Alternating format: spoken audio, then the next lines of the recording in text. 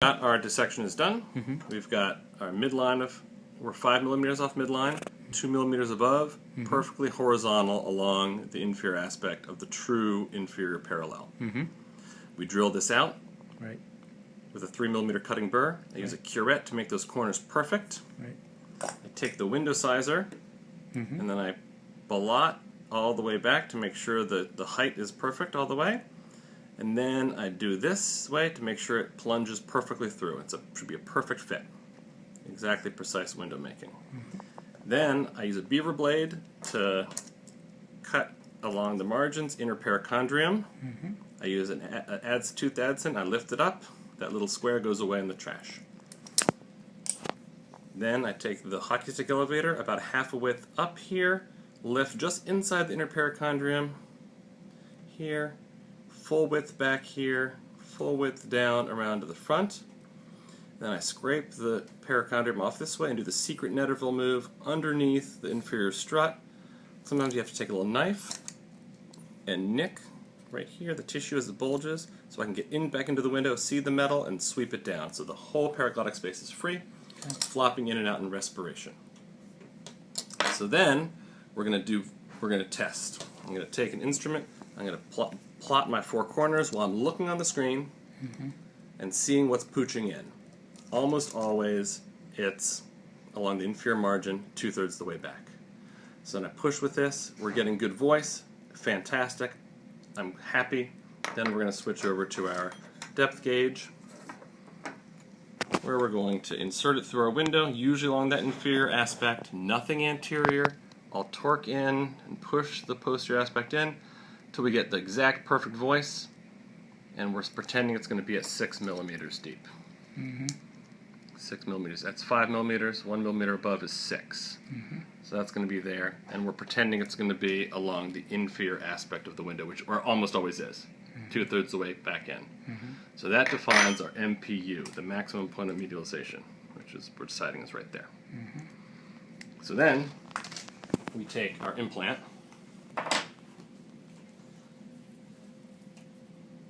our Netterville implant, which is nice because it has the maximum point of medialization is along the inferior aspect of the side that it's on. This is a right-sided implant, and we pick the measurements on the back, which correspond with the depth. I mark out 6 millimeters. I got 6 millimeters, and then I take our window sizer, and I find out I put that 2/3 the way back in the window. That's where the maximum point of medialization is going to be. I do ring around the rosy all the way around by drawing it out. I draw the front line and the back of the implant. Boom, that's gone. And in the back, I just cut off the key, leaving this part of the key, which is going to be perfectly the size of the window. Like that. Then we're going to load it up into our implant holder by mashing it on there. Make sure our ring around the rosy, our maximum point of medialization, is still identified. All the way around. Nice and flat on there. Now we're getting to cut. 10 blade, maximum point of medialization. We're going to cut that in a little sawing motion back to the very edge of the block there, pretty much, the edge of the block. The next cut is going to be from the maximum point of medialization down to the 0 point in the front. 0 in the front, because there's almost never any medialization in the front, because patients will have a pressed voice. But I aim for 1/2 millimeter up, so I don't chop the block short. You can always cut more off later. So we do this, maximum point of medialization, like a tiny little scallop, a tiny little ski slope, if I can get it to do that, down to the 1/2 millimeter point.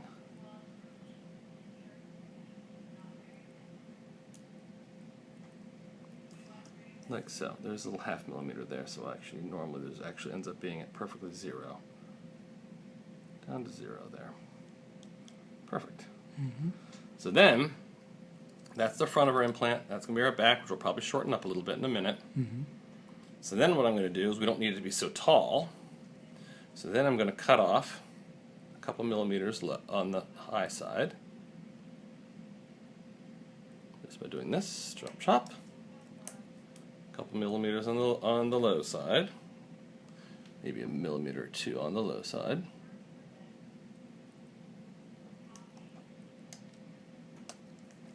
Boom. And then our maximum point of mutilization, we're going to want to be right there at the inferior part of the window. Mm-hmm.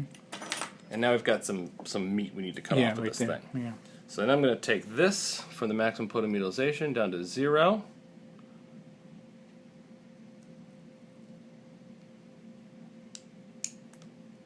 Then from the high side, you see there's a big thick part here. We don't want that because that's going to create high mutilization and make the patient rough. Yeah, yes. So we're going to cut from this point, maximum point of mutilization, down to the 0 point on the high side.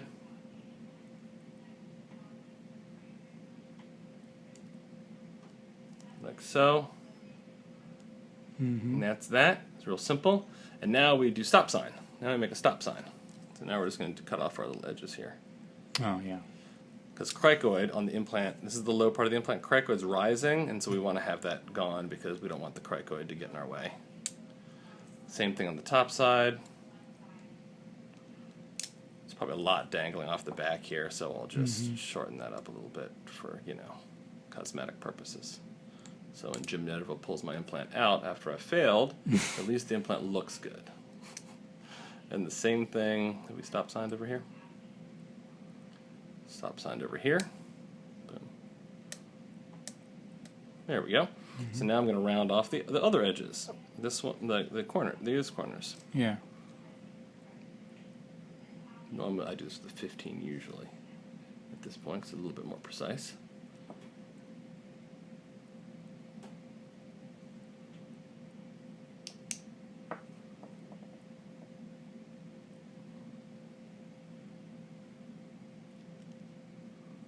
And this one over here.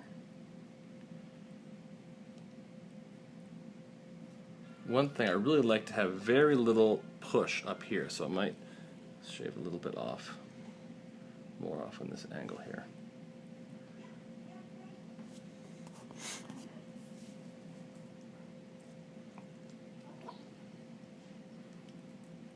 And there we pretty much have our implant.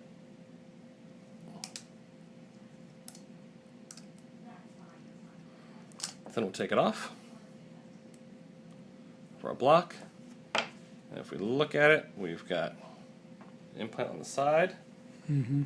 Looks like so, with the maximum point of mutilization 2/3 the way back on the window. Mm-hmm. Along the inferior aspect of the what's it called? Of the window. Of the window, yeah. And a little bit scalloped out there. And then I load this thing into the window. Oh, sorry, I put it in first upside down to make sure the key perfectly fits in the window like this. Okay. Stick it in there and make sure it's going to work perfectly. And then the posterior inferior aspect first, I pop it into place just as a unit. I use a little, like a curette around the edges to make sure all the edges are nice and flush. Then I let the patient relax. It's now in the window. If we did it right, perfectly sized. Our window is perfectly in there. Yeah. Oops, it's fitting perfectly in the anterior to posterior dimension. Like that. It's in there, and of course it's not this thick. It's usually about as thick as the key is thick. Let the patient relax for a few bits, swallow, release some tension on the retractors, then have the patient phonate. And that's it.